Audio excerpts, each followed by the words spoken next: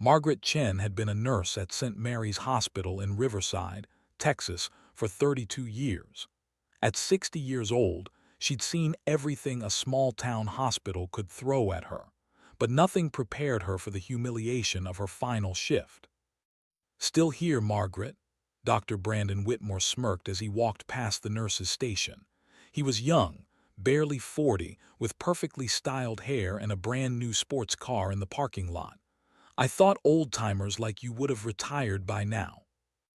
Margaret kept her eyes on the patient chart in front of her. She'd learned long ago that some doctors saw nurses as beneath them, no matter how much experience they had. "My shift ends at midnight, Dr. Whitmore," she said quietly. "Same as always." What he didn't know, what nobody at the hospital knew except the director, was that Margaret had been forced into early retirement. Budget cuts, they'd said. Downsizing.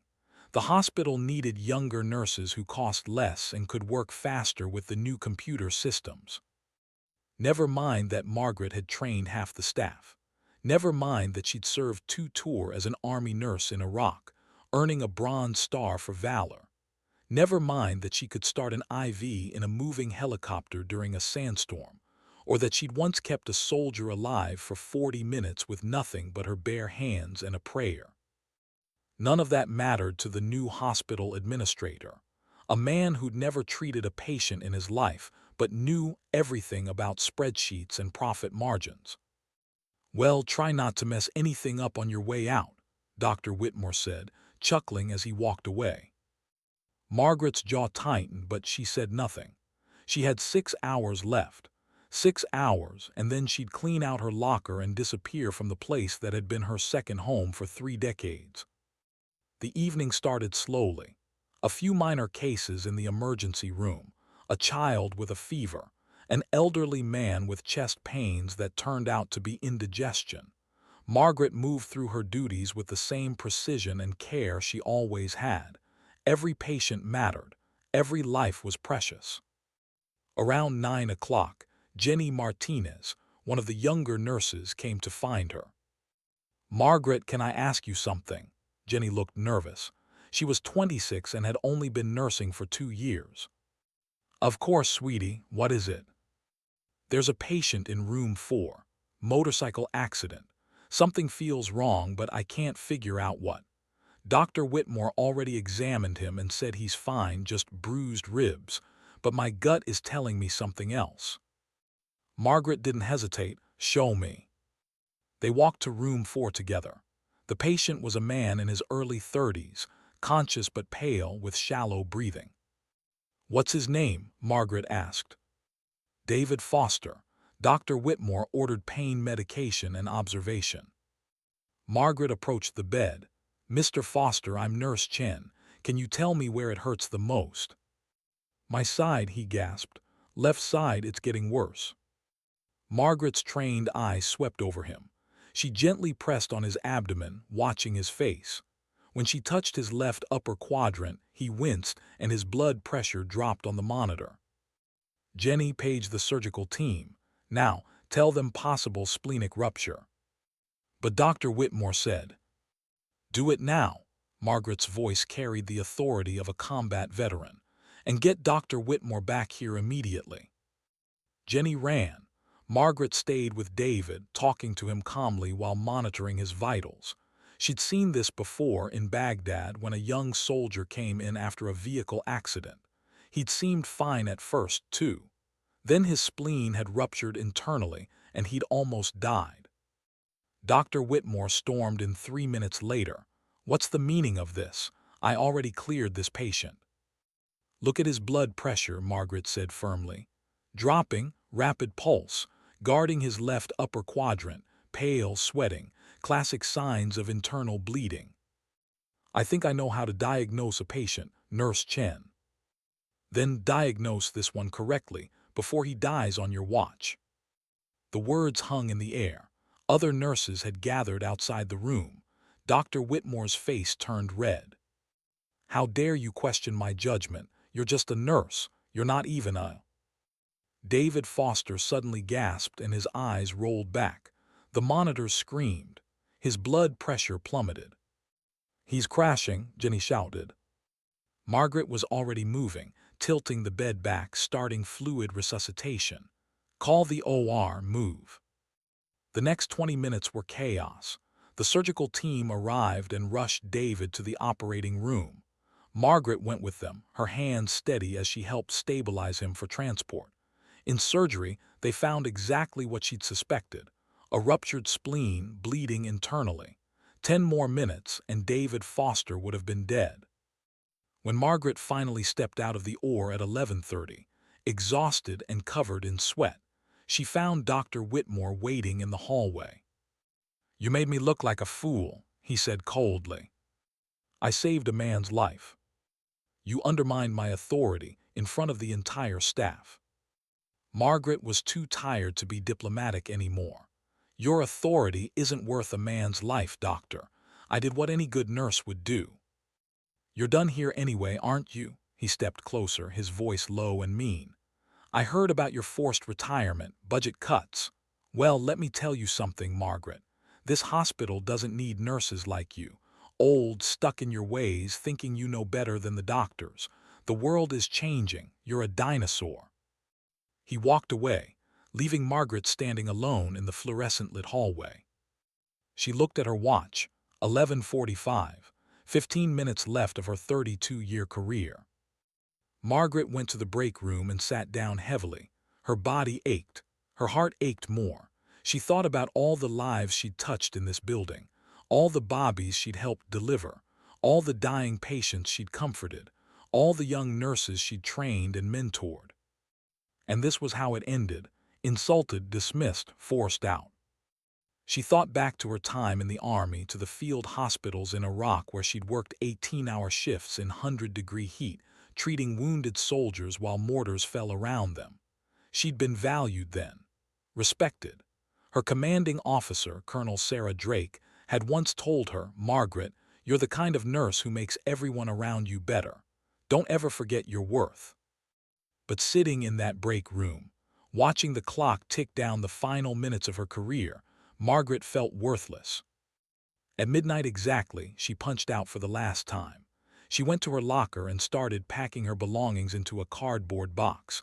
32 years fit into one small box. Photos of colleagues who'd become friends. Thank you cards from patients. A stethoscope worn smooth from years of use. Her old army uniform shirt, which she'd kept in her locker as a reminder of who she'd been. Jenny found her there, tears streaming down the young nurse's face. "Margaret, I can't believe they're letting you go. It's not fair. You're the best nurse here." Margaret hugged her. "You're going to be fine, Jenny. Trust your instincts. They saved a life tonight. Because of you. Because you knew something was wrong and you asked for help. That's good nursing."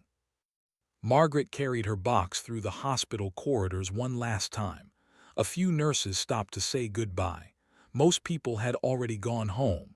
The night shift was just beginning. She pushed through the front doors into the warm Texas night. The parking lot was nearly empty.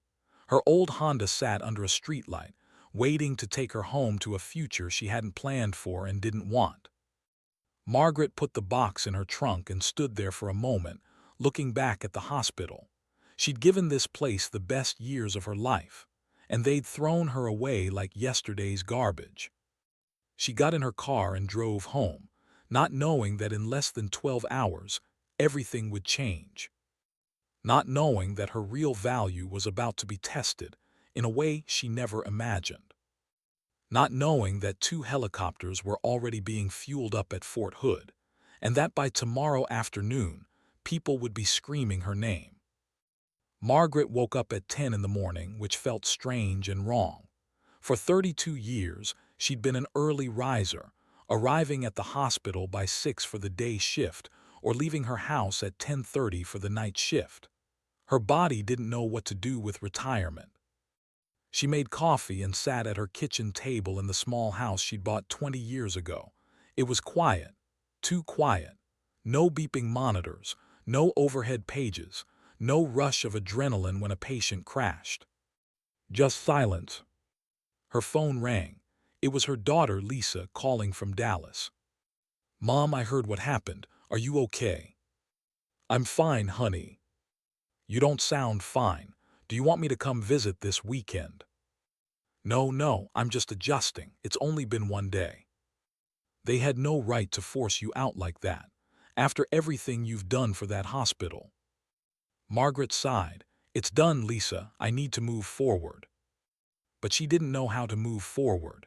Nursing wasn't just her job. It was who she was. Without it, she felt like a boat cut loose from its anchor, drifting in open water. She spent the morning cleaning her house, which didn't need cleaning.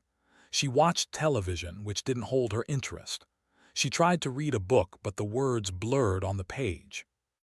Around noon, she decided to take a walk through town. Riverside was small, population 12,000, the kind of place where everyone knew everyone. She'd delivered half the Bobbies who were now graduating high school. She'd held the hands of grandparents as they passed away peacefully. This town was her home, but today it felt different. She felt invisible. Margaret walked past the hardware store, the coffee shop, the little bookstore on Main Street. She was about to turn back toward home when she heard a sound that made her freeze. Helicopters. Not one but two, coming in low and fast from the north. Military helicopters, Black Hawks. They weren't uncommon in this part of Texas. Fort Hood was only 40 miles away, and training exercises sometimes brought military aircraft over Riverside. But these helicopters weren't passing over. They were descending, coming down fast, heading straight for the high school football field at the edge of town. People on the street stopped and stared. Car horns honked as drivers pulled over to watch. Margaret felt something stir in her chest, old instincts never quite buried. She started walking toward the football field, then walking faster, then running. She wasn't the only one. Half the town seemed to be converging on the field, drawn by curiosity and the spectacle of two military helicopters landing in the middle of their quiet Tuesday. By the time Margaret reached the field, both helicopters had touched down. The rotors were still spinning, blowing dust and grass in every direction. Soldiers in combat fatigues were jumping out, securing a perimeter. And then Margaret saw why they'd landed. More soldiers were being carried out on stretchers. Blood, so much blood. The injured men were screaming. The medics looked overwhelmed, desperate. A training accident, had to be. Something had gone terribly wrong. Margaret counted quickly. At least 8 wounded soldiers, maybe more still in the helicopters. The 2 medics on scene were doing their best, but they were drowning. One of them, a young woman barely out of medical training, was crying while trying to stop arterial bleeding on a soldier who was thrashing and screaming. Without thinking, Margaret pushed through the growing crowd. "I'm a nurse," she shouted. "Army veteran, let me through." A police officer tried to stop her. "Ma'am, this is a military situation." "I said I'm a nurse. Those boys are dying." One of the senior medics looked up, saw her, and made a split-second decision. "Let her through. We need all the help we can get." Margaret ducked under the police tape and ran toward the casualties. Her training kicked in immediately. 32 years of nursing, 2 combat tour, hundreds of emergency situations. Her hands knew what to do before her brain even processed the injuries. She went straight to the soldier who was bleeding out, the one the young medic was struggling with. Margaret saw the problem instantly: femoral artery, severed by shrapnel from what looked like an explosion. "Pressure point here," Margaret said, placing the young medic's hands in the right position. "Press hard, don't let up. You're doing fine, honey, you're doing fine." The bleeding slowed. The young medic's face showed relief mixed with terror. Margaret moved to the next casualty, then the next. She was dimly aware of other civilians helping now, following her lead. A retired doctor who lived in town, a veterinarian, a volunteer firefighter. But Margaret was the one in charge, moving from patient to patient with calm efficiency, triaging, directing, saving lives. "This one first," she called out. "Sucking chest wound, I need a seal now." Someone handed her an occlusive dressing. Her hands worked automatically, sealing the wound, monitoring the soldier's breathing. "You're going to be okay," she told him. He couldn't have been more than 22. "Stay with me. What's your name?" "Private Collins," he gasped. "Well, Private Collins, you're going to have one hell of a story to tell your grandkids someday. Hold on." She moved to the next soldier. Shrapnel wounds to the abdomen, possible internal bleeding. She started an IV line with practiced ease, despite working in the dirt of a football field with inadequate supplies. Someone appeared beside her, a man in officer's uniform, older, with colonel's insignia. "Who are you?" he demanded. Margaret didn't look up from her patient. "Nurse Margaret Chen, sir. Former Army, Combat Support Hospital, Iraq, 2003 and 2006. The colonel stared at her. Chen, Margaret Chen, Bronze Star recipient. The nurse who held off an entire insurgent attack while evacuating wounded from a field hospital. "That was a long time ago, sir." "Dear God," he breathed. "It's really you. We tried to find you this morning. We called every hospital in a 50-mile radius." Margaret's hands paused for just a second. "Sir." There was an explosion at Fort Hood. Training exercise gone wrong. We have 23 casualties. Our field hospital is overwhelmed. We put out an emergency call for any experienced combat nurses in the area. Your name came up on the old Army database, but the contact information was outdated." He looked around at the chaos, at the soldiers Margaret had stabilized, at the lives she'd already saved in the 15 minutes since the helicopters landed. "We came to Riverside because it was the closest town to the accident site. We were going to set up a triage center and pray we had enough medical personnel." He shook his head in wonder. "And here you are, right where we needed you." "How many more wounded are coming, sir?" "3 more helicopters, 10 minutes out." Margaret looked at the medics, the civilians, the makeshift triage area on a high school football field. They weren't ready, not for this. But she was. "Sir, I need you to do exactly what I say. We need to set up a proper triage system. Red tags for critical, yellow for serious, green for walking wounded. We need those volunteers organized into teams. We need supplies from the local clinic and pharmacy. And we need the hospital in Riverside on standby for transfers."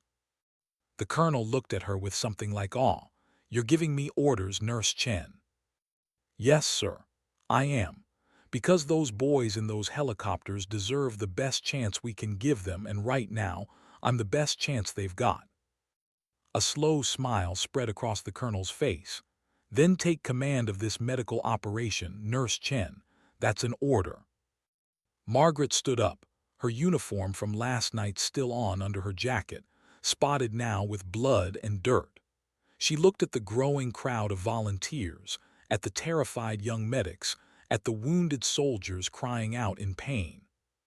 And she became the woman she'd always been, the combat nurse, the leader, the one who ran toward danger instead of away from it. "Listen up," her voice rang out across the field, strong and clear. "My name is Margaret Chen, and we're going to save every single one of these soldiers. Here's what we're going to do." For the next 6 hours, the Riverside High School football field became a combat hospital.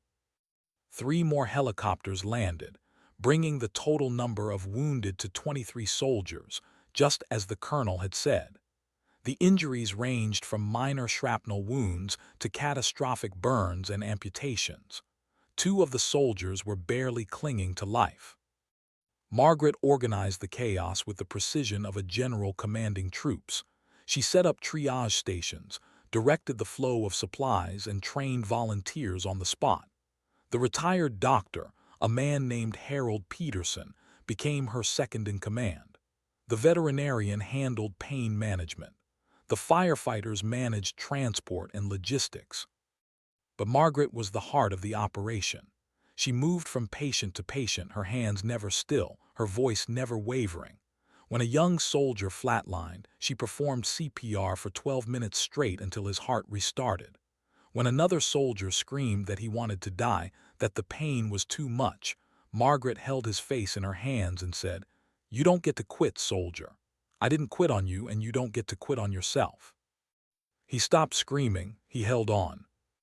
Dr. Whitmore showed up around hour 3. He'd heard about the emergency and came from St. Mary's Hospital. When he saw Margaret running the entire operation, his face went pale. "Nurse Chen, I didn't know you were here. I can take over." "No," Margaret said firmly, not even looking at him. "I need you to assist Dr. Peterson with the burn victim in Sector 3. He needs debridement and fluid resuscitation. Can you handle that?" Dr. Whitmore opened his mouth, then closed it. For once he had nothing to say. "Can you handle that, doctor?" Margaret repeated, this time looking directly at him. "Yes, I can." "Then go. He's suffering and we don't have time for ego." Dr. Whitmore went. By the time the sun started setting, all 23 soldiers had been stabilized. 16 were transported to hospitals in Austin and San Antonio. 5 were treated on-site and released to recover at the Fort Hood Medical Center. 2 were airlifted to a trauma center in Houston. All 23 survived. Not one single soldier died. As the last helicopter lifted off, carrying the final 2 critical patients, Margaret finally allowed herself to sit down. She collapsed onto a bench on the sideline of the football field, her body shaking with exhaustion. Colonel James Mitchell sat down beside her. He was the officer who'd recognized her name, a man who'd been in the Army for 30 years and had seen more combat than most people could imagine. "Nurse Chen," he said quietly, "what you did today, I've never seen anything like it. You saved 23 lives with a handful of volunteers and almost no proper medical equipment." Margaret was too tired to respond. "I need to know something," the colonel continued. "Why aren't you working? A nurse with your skills, your experience. You should be running a hospital, not retired." The word retired hit Margaret like a slap. She let out a bitter laugh. "I was forced into early retirement yesterday. Budget cuts. They said the hospital needed younger nurses who could work faster and cost less." Colonel Mitchell stared at her. "Yesterday? You lost your job yesterday." "My last shift ended at midnight, 12 hours before your helicopters landed." The colonel was quiet for a long moment. Then he stood up and pulled out his phone. "Excuse me for a minute, Nurse Chen." He walked a short distance away, making a call. Margaret couldn't hear what he was saying, but she could see his animated gestures, the firmness in his posture. When he returned, he was smiling. "Nurse Chen, how would you feel about coming back to work?" Margaret looked up at him, confused. "Sir, the Army needs combat nurses, experienced ones. We're expanding our training programs, and we need people who have been in the field, who know what it's really like. I just spoke with the medical command at Fort Hood. They want to offer you a position as a senior instructor and consultant." Margaret's heart skipped. "I'm 60 years old, Colonel. And you just outperformed medics half your age. Age isn't the issue. Skill is, experience is, heart is. You have all 3. I don't know what to say." "Say you'll think about it. The pay is good. Full benefits. And you'd be training the next generation of combat nurses. Nurses who might end up saving lives in places like you did in Iraq." Before Margaret could respond, a commotion started near the parking lot. News vans were arriving, reporters with cameras. Someone had tipped off the media about the dramatic rescue operation. Within minutes, Margaret was surrounded by journalists asking questions. "Ma'am, is it true you organized this entire medical operation? How many lives did you save? What's your medical background? We heard you were forced into retirement. Is that true?" Margaret tried to answer, but the questions came too fast. Colonel Mitchell stepped in, making a statement on behalf of the Army. But the reporters weren't satisfied. They wanted Margaret's story. By the next morning, that story was everywhere. Retired nurse saves 23 soldiers after being forced out of hospital, read the headline in the Houston Chronicle. Hero nurse shows hospital what they lost, proclaimed the Dallas Morning News. 60-year-old combat veteran proves age is just a number, declared the national news networks. The story went viral. Within 48 hours, Margaret's face was on television screens across the country. Interview requests poured in. The governor of Texas called to commend her. The Secretary of Veterans Affairs issued a statement praising her service. And St. Mary's Hospital in Riverside suddenly found itself in a very uncomfortable spotlight. The hospital administrator who'd forced Margaret into retirement tried to do damage control, claiming it was all a misunderstanding. But Jenny Martinez, the young nurse Margaret had mentored, went to the media with the truth. She told them about Dr. Whitmore's dismissive treatment of Margaret. She told them about the patient Margaret had saved on her last shift, the one Dr. Whitmore had misdiagnosed. Other nurses came forward too. They told stories of Margaret's kindness, her skill, her dedication. They talked about the young nurses she'd trained, the lives she'd touched, the difference she'd made. The public backlash was swift and fierce. Patients who'd been treated by Margaret over the years started leaving reviews online, sharing their stories. A petition was started demanding the hospital reinstate her. It gathered 50,000 signatures in 3 days. The hospital board held an emergency meeting. On Friday morning, exactly 1 week after Margaret's forced retirement, the hospital administrator was fired. Dr. Whitmore was placed on probation and required to undergo additional training in patient care and professional conduct. And Margaret received a phone call from the new interim administrator. Nurse Chen, on behalf of St. Mary's Hospital, I want to apologize for how you were treated. We made a terrible mistake. We'd like to offer you your position back with a raise and a formal apology. Margaret was sitting in her kitchen when she took the call. She looked around at her quiet house, thought about the empty days she'd spent since retirement, remembered the feeling of worthlessness that had consumed her. Then she thought about the football field, the helicopters, the wounded soldiers, the feeling of doing what she was born to do. Thank you for the offer, Margaret said calmly, but I have to decline. There was shocked silence on the other end of the line. Yours declining? Yes, I've accepted a position with the Army at Fort Hood. I'll be training combat nurses and serving as a medical consultant. It's work I find more meaningful. But St. Mary's is your home. You've been here for 32 years. St. Mary's was my home, Margaret corrected gently. But home is where you're valued, where your experience matters, where you can make the biggest difference. And that's not St. Mary's anymore. She hung up the phone and smiled. 2 weeks later, Margaret stood in front of her first class of Army nursing students at Fort Hood. They were young, eager, nervous. They reminded her of herself 40 years ago. My name is Margaret Chen, she told them, and I'm going to teach you how to save lives when everything is going wrong, when you have no equipment, when you're scared out of your mind, and when everyone is counting on you to be strong. She looked at their faces, seeing the future in their eyes. Some people will underestimate you because you're nurses, not doctors. Some will dismiss you because you're young, or because you're women, or because they think their rank or their degree makes them better than you. She paused, letting her words sink in. But I'm here to tell you something important. Your value isn't determined by what other people think of you. It's determined by what you do when lives are on the line. It's determined by your skill, your courage, and your refusal to give up when everything seems hopeless. One young student raised her hand.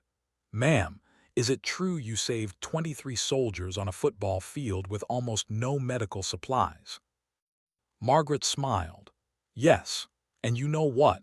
Every single one of you in this room is capable of doing the same thing, because being a nurse isn't about having perfect conditions. It's about making do with what you have and never, ever giving up on your patient. As she began her first lesson, teaching them the skills that had taken her a lifetime to master, Margaret felt something she hadn't felt in a long time. She'd been thrown away like she didn't matter. She'd been insulted and underestimated. She'd been told she was too old, too stuck in her ways, too much of a dinosaur for the modern world. But when those helicopters landed and soldiers were dying, none of that mattered. What mattered was that she was exactly who she'd always been, a nurse who ran toward danger instead of away from it, a woman who valued every life and fought for every patient, a combat veteran who knew that real strength isn't about never falling down, it's about getting back up every single time. That evening, as Margaret drove home from Fort Hood, she passed by St. Mary's Hospital. She didn't feel angry anymore. She didn't feel bitter. She felt grateful. Because sometimes being pushed out of where you think you belong is exactly what you need to find where you actually matter most. And Margaret Chen mattered. Not because a hospital said so, or because the news called her a hero, or because thousands of people signed a petition. She mattered because when the helicopters landed and people screamed, "We need you right now," she was ready. 3 months later, Private Collins, the young soldier whose life Margaret had saved on the football field, graduated from physical therapy and returned to active duty. He requested to meet with Margaret before his deployment. When they sat down together, he had tears in his eyes. "Ma'am, I wanted to thank you. The doctor said if you hadn't been there, if you hadn't known exactly what to do, I would have died in that field." Margaret smiled and patted his hand. "You're a fighter, Private. You would have held on." "Maybe, but I'm glad I didn't have to find out." He paused. "I heard what happened to you, how you lost your job and then, all of this. It's crazy how things work out." "It is," Margaret agreed. "Sometimes what feels like the worst thing that ever happened to you turns out to be exactly what needed to happen." As Private Collins left, Margaret sat alone for a moment, thinking about the strange journey that had brought her here, about endings that were really beginnings, about the value of a life well lived, a skill well learned, and a heart that refused to give up.